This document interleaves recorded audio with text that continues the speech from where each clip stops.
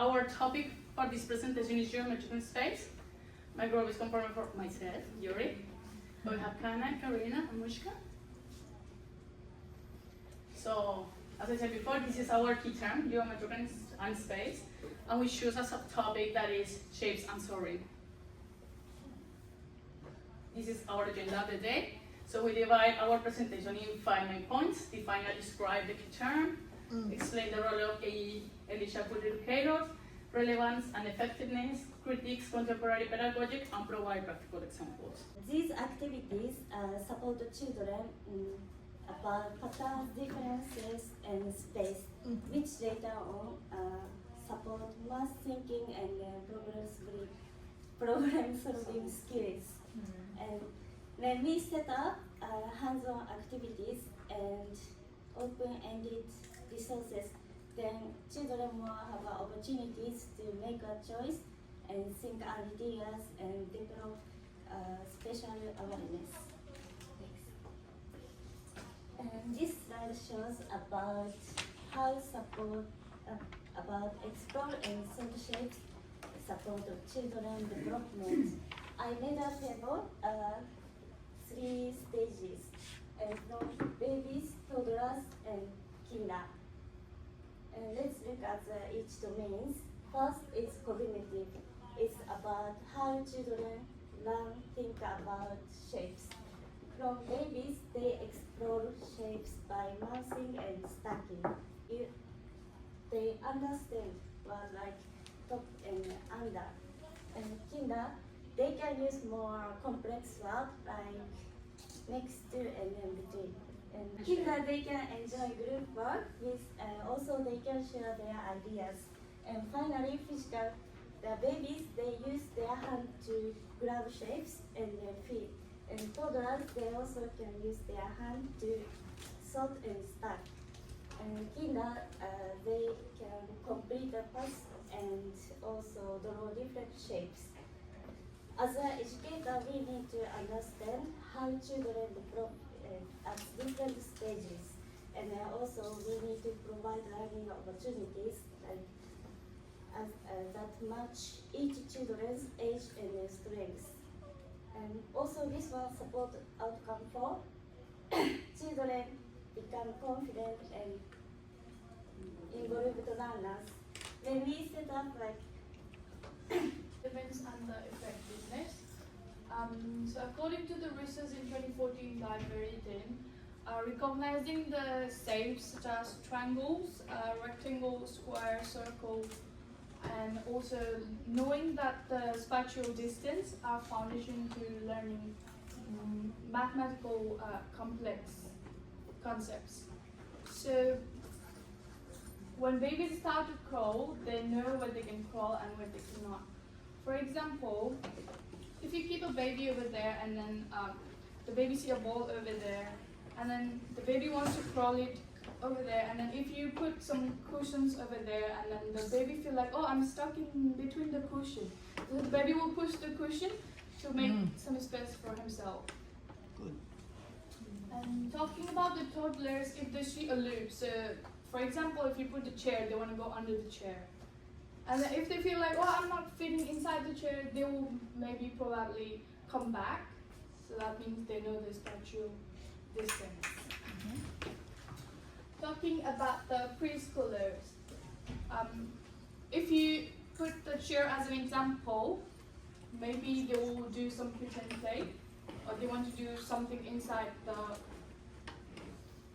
loop or under the chair. They want to play with it. I've seen, when I was in my placement, I've seen like children who wants to go under the chair, do some activity in there, like pretending, oh, I'm inside the dome, or like that. Yeah. So effectiveness of pedagogical approaches and strategies. First and foremost, we have the play-based learning.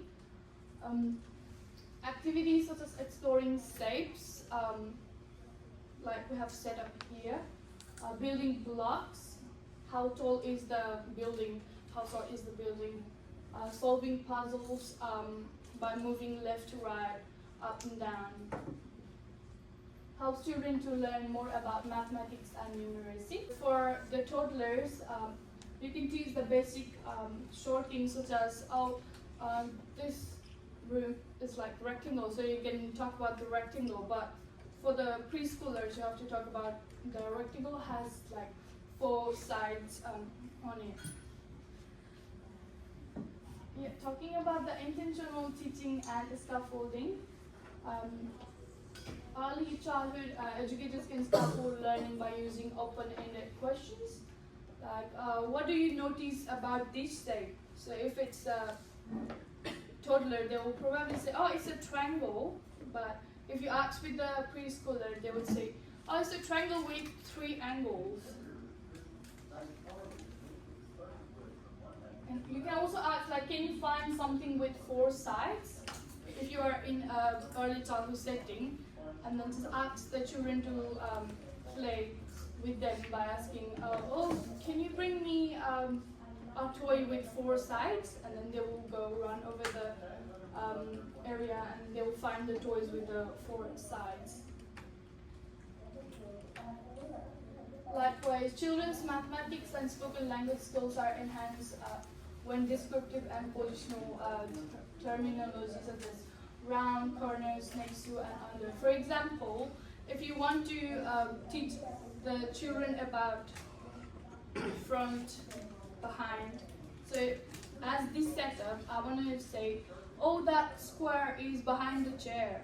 Oh, that circle is in between the chairs. So that's how you can teach them the vocabularies. As you see before, we like tables. Yes. So in this point, we're gonna create the contemporary pedagogy. So we use the more contemporary, as the word says, the actual, the ones that we use daily in our centers, and the ones that I have in my short experience on this role that I noticed. So for that reason, also I choose it because it can be more easy to talk. So as my friend say, like place-based learning was the most popular, and I feel that it's a word that everyone uses. So we like to create this table to show also this potential limitation or disadvantage when we stick just to one approach of strategy. So play-based learning, so they say builds early mathematics concept like sorting shape, spatial to joyful exploration because they are playing, so they are happy, and develops confidence and motivation. Definitely yes, but it might require intentional scaffolding to ensure the exposure to all math ideas. So we just say like yes, they can play, but we also looking that they have like an intention of that. Like what is the point to they play? Like what is the point like they create something? Like how we gonna address as we saw so far in this subject like mathematics is a huge concept, and at least for me, as I say earlier, I'm relearning because it's like fostering questions. We need to have deep, always have the knowledge. Like of course, like why circle is like that? But if you don't go deep and they say circle is circle because it looks like a circle, you're gonna be in this disadvantage of the approach. So you're gonna miss the foundation skill of the children. For project-based learning, that is why that most of the centers are integrated. So math instrument for long-term investigation, build this persistent and connect to the real world context. That is amazing. They go to explore. They have these bush kinders that they go to exploring. Based on that, they have a lot of questions and they create a project like how is the circle of life of the caterpillar. So that can be called project-based learning.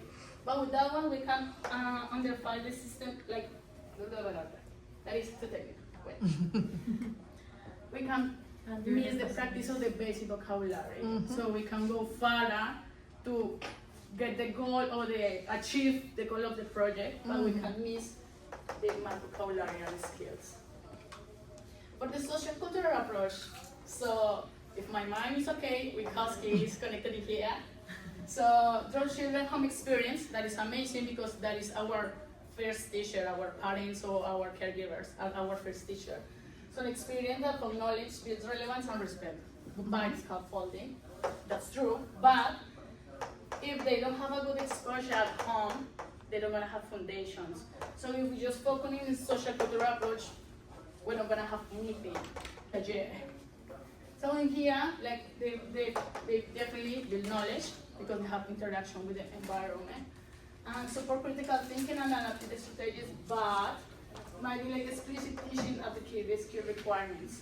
So again, we need to be always main and focus that we can focus just in one thing, because always have they can have a disadvantage. Like everything, we are not perfect. Just if you compare yourself with anything, you are not perfect. I'm not perfect. I have a lot of problems and imperfections. It's the same with everything approach and every strategy. So we need to put it together. This one is talking about that. This one is one of my favorites. The safe blending approach or holistic approach. So this includes and combines the methods and approaches and strategies, but as Marlo said before, we need to have someone to have their knowledge. We need to have someone who are really interested to teach the children, not just to have the daily routine and this is the activities of the day, they fill it, we take a photos and we go home. No, we need to have like really intention to show them, to teach them whatever is the topic of the day. In this case, Schumann. But in here we just jumped it. The before was approach. These three is the strategies that I choose that I feel that I'm more related to, and still working in our center. So mathematical talk and language. So this critical vocabulary that is really important. Reasoning, exploring, and helping to articulate thinking, that is amazing. Like to go more further of the actual knowledge, but it relates to adult skills. So again, with my example, if I don't have the knowledge, I'm just gonna administrate them or give them like plain answers. So they don't wanna be further, so they don't wanna extend. For assessment for learning, that is one of the ultimate support that it can be connected with scaffolding too, but it can be focused much in documenting. So that is really important to, yes, like documenting is important, it's part of the process, is the information to them. I learn from them too. So it's in two ways. So from here, that's really important, but just focus That's interesting. in assess. We need to learn in both ways. And the most popular one, intentional teaching. So ensures key concepts are explicit, introduce and explore, scaffolding in the skills. But if we overuse it, it can be over control. With intentional teaching, we always explain them how they can do that, what they're gonna achieve, and we show most of them examples. But in this part, we need to allow them to explore in different ways, so that we're gonna see that in the next activity. So it's very important to don't Discover the spatial awareness and early geometry through the play-based learning. So we have practical examples for babies. The first one is mirror play with geometric frames. So we use the geometric frames, we put it on the children's level, like babies, they lie on their stomach and they perceive their images in the medium in form of geometric frames like circle, triangle, square. This one, we put the mat on the floor, so the babies will crawl on the mat and they will touch the use of different shape of boxes, and the babies discover the object convenience and they will try to hide the objects, like you can see in the image. Good example. The second one is climb and crawl obstacle course. As you can see in the image, we have different type of obstacle course of different shapes. So they will make different type of things like tunnels, and according to them, they can make everything. They can make something else as well. For magnetic, so the third one is magnetic tiles construction. So in this one, they will enhance the symmetrical recognition as well. And the second is shape hunt indoor and outdoors. For this one, we'll cut out different shapes and hide in the indoor space or outdoor space and provide them with the like these printable glasses. So they will find the shapes. And the outdoor shape hunt is another productive plan. It's associated with the goal to connect geometry with objects found in the real world. So in this one, they will fold the painted paper and they will discover the symmetrical ones and prompt them to detect lines of symmetry. The third one is geoboard shape creation. So we'll provide the children with the geoboards and the rubber band, and they will try to experiment using rubber band and geoboards. So they will make shapes like this. So for this one, the development goal for this foundation level is logical reasoning, and Yeah, that's all. Okay.